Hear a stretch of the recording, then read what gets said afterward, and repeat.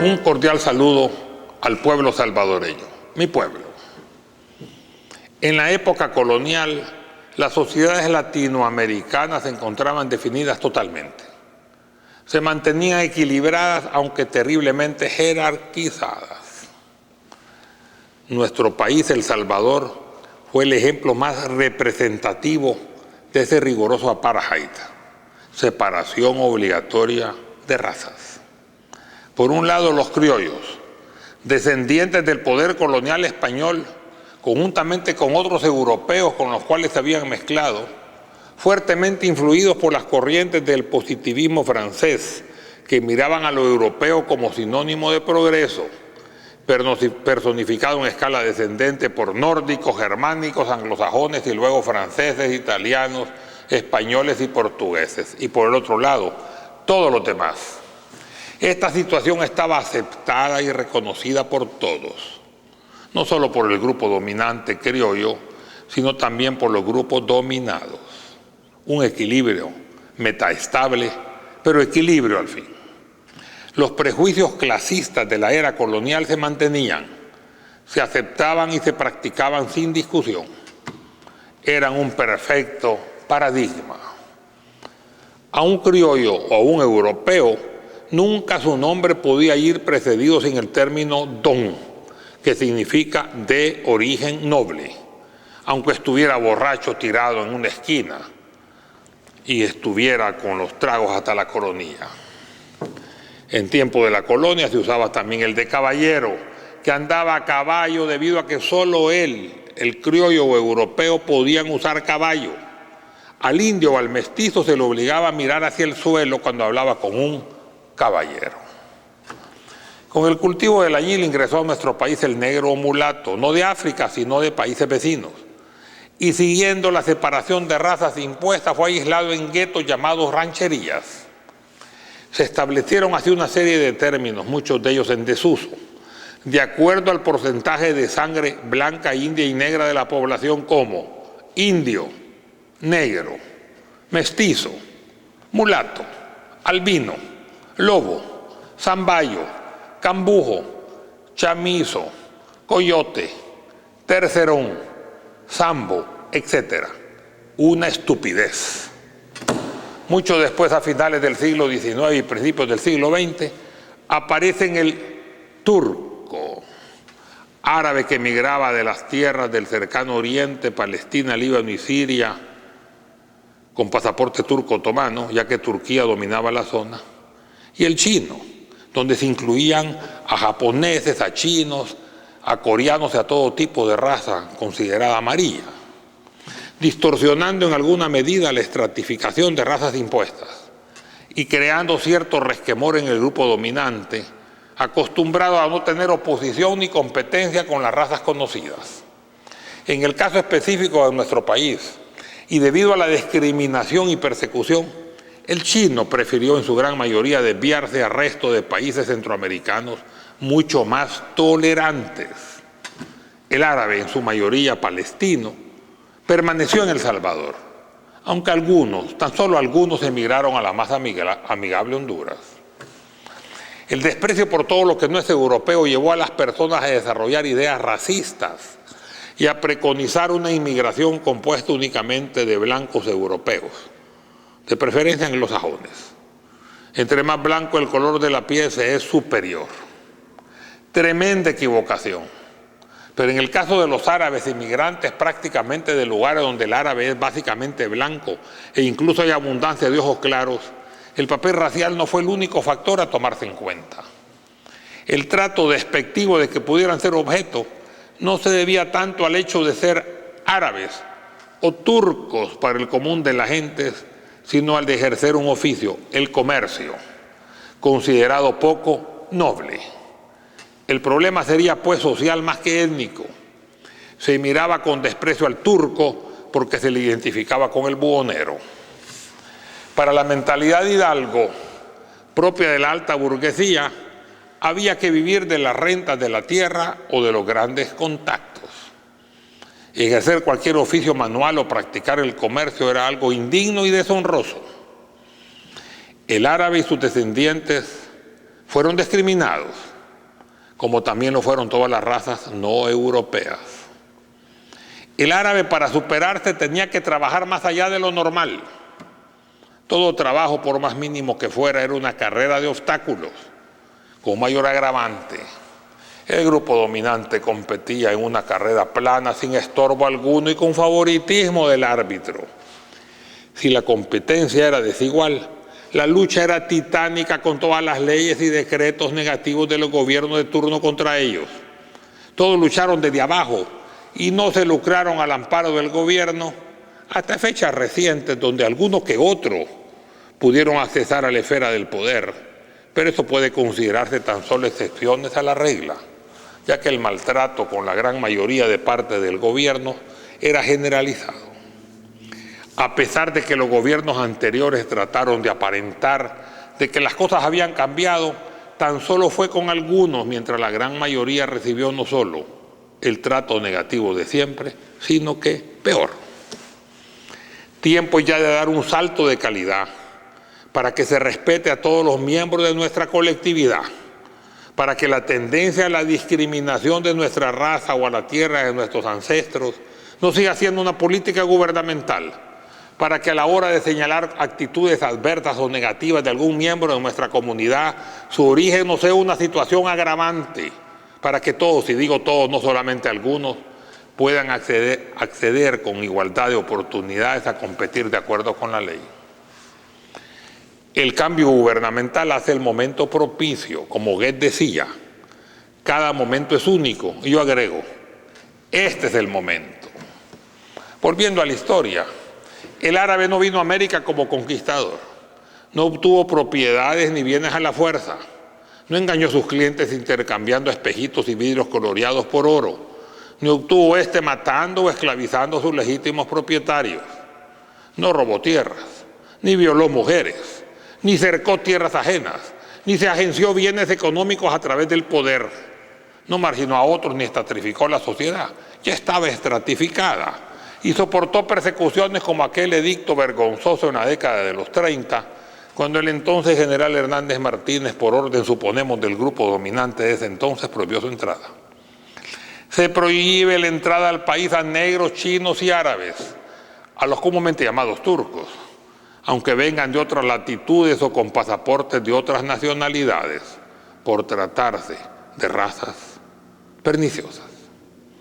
He aquí algunos ejemplos puntuales en el caso de árabes y descendientes de árabes del trato discriminatorio de los gobiernos anteriores. El concepto de permitir quedarse a los que están adentro, pero ninguno más, es parte de la herencia histórica antiárabe de la década de los 30, donde se prohibía la entrada a nuevos inmigrantes árabes. Esto se continuó viendo con inusual dureza en los gobiernos anteriores. Existía una dificultad extrema para la obtención de visas para palestinos, quizás por temor a que inyecten sangre nueva a la comunidad salvadoreña de origen árabe palestino. Si hemos sido tan exitosos, ¿por qué no la promueven en vez de restringirla? De todas formas, el temor era insólito e ilógico cuando se manifestaba también para visas de turismo de 30 días. No obstante lo anterior, con el actual gobierno las cosas han mejorado sustancialmente, aunque se necesita profundizar en ello. Sin embargo, mencionaremos lo que pasaba para no olvidarse de la historia y para que aquellos que no tienen memoria histórica recuerden, aunque sea a través de este programa. Primero, la visa de turismo para palestinos, libaneses y sirios está considerada todavía como nivel CC, el peor nivel de obtención de visa, tanto para pasaportes ordinarios como para pasaportes diplomáticos y oficiales. 2. Si obtener la visa anterior otorgada por el Ministerio de Relaciones Exteriores por un periodo máximo de 30 días era difícil, la renovación por un siguiente periodo en el Ministerio de Gobernación, Migración resultaba casi imposible. Aún con cartas de apoyo de personas influyentes, a la mayoría de solicitudes de ampliación de la visa anterior le seguía una orden de expulsión casi inmediata.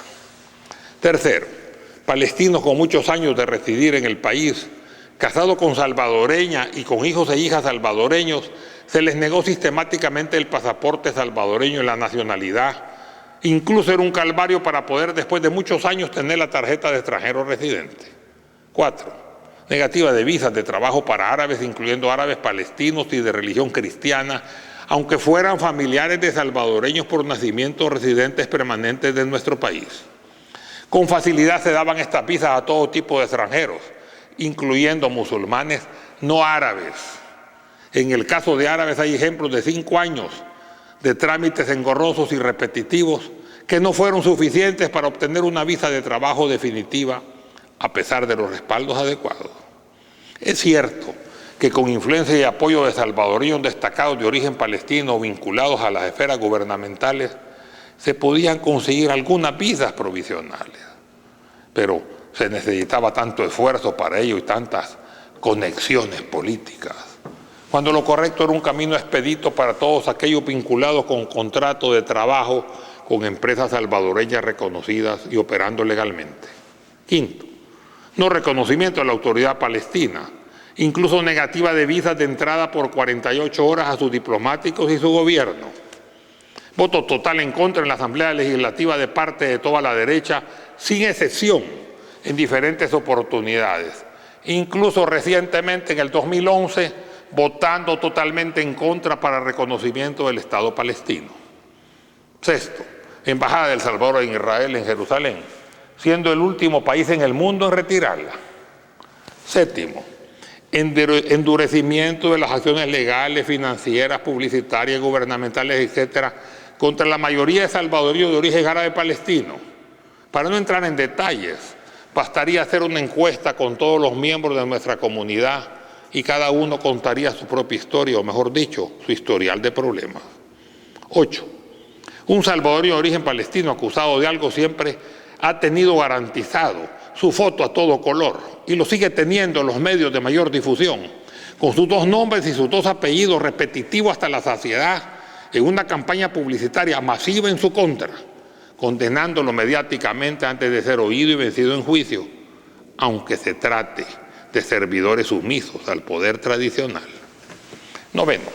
Exageramiento de las noticias, tratando de potencializar el lado negativo, o tergiversándolas, o bien manifestando mentiras, o lo que es peor, medias verdades contra el Islam, los árabes y los palestinos, y los residentes de origen palestino acá.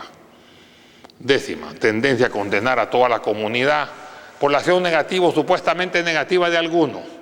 Generalización de lo malo y ocultamiento de lo bueno. Definitivamente el cambio ha llegado y el reconocimiento del Estado palestino según decreto ejecutivo del 25 de agosto del 2011 lo confirma.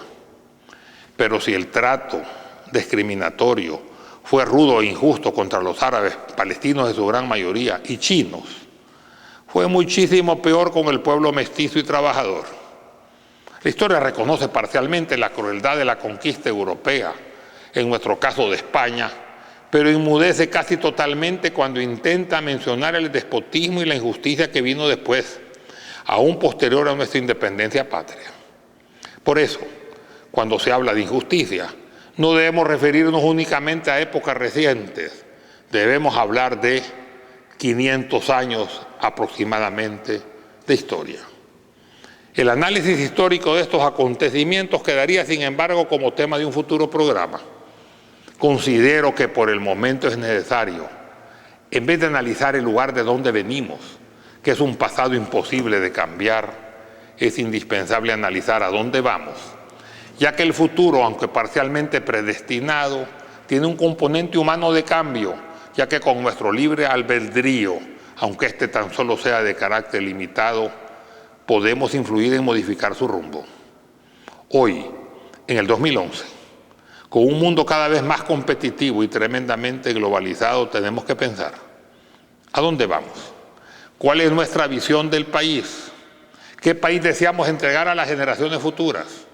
Nuestra real independencia dependerá de la capacidad que tengamos para satisfacer nuestras necesidades sin estar pendientes con la mano abierta esperando la dádiva de los poderosos.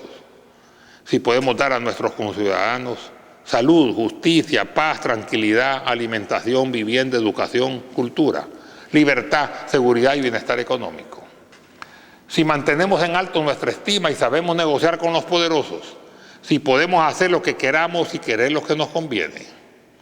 Hay dos grandes eventos que complementan nuestra independencia histórica: la no anexión con México a finales de 1824 y la liberación de los esclavos el 31 de diciembre de 1823, ya que no puede haber independencia sin libertad. En este 190 aniversario de la independencia de España, que está próximo a acaecer, leerán las mismas biografías y anécdotas. Yo no quiero sumar unos minutos más de lo mismo, por ello unos comentarios finales. ¿Seremos acaso y capaces de profundizar la senda del progreso o continuaremos con esta historia generalmente desteñida? Sirva estos días para renovar nuevos bríos y viejas esperanzas, para un mundo mejor, un país menos dependiente, que piense en su pueblo, en el entendido que pueblo somos todos y que brinde la solución más adecuada a la problemática nacional. Tenemos que liberarnos de esa dependencia ideológica a la información tergiversada o al menos sesgada y usar nuestro cerebro para analizar la verdad de las cosas. Tenemos que trabajar con esmero y tesón en el engrandecimiento de nuestra patria y evitar su deterioro. Dejemos a los políticos partidaristas que se peleen entre ellos. No les hagamos el juego a ninguno de ellos. Nuestro lema de ser nuestra patria y no condicionar nuestro amor y trabajo por ella y depender nuestro comportamiento de acuerdo a quienes estén en el poder. Peor aún si no lo hemos pensado por nosotros mismos y hemos sucumbido a la interesada y masiva información de otros. La independencia patria empieza por la independencia mental de sus ciudadanos y luego con la libertad de expresión, pero esta no solo condicionada únicamente a los que disponen de los medios de información, sino que también para todos debemos insistir en ello. El Salvador también es nuestro. Muchas gracias.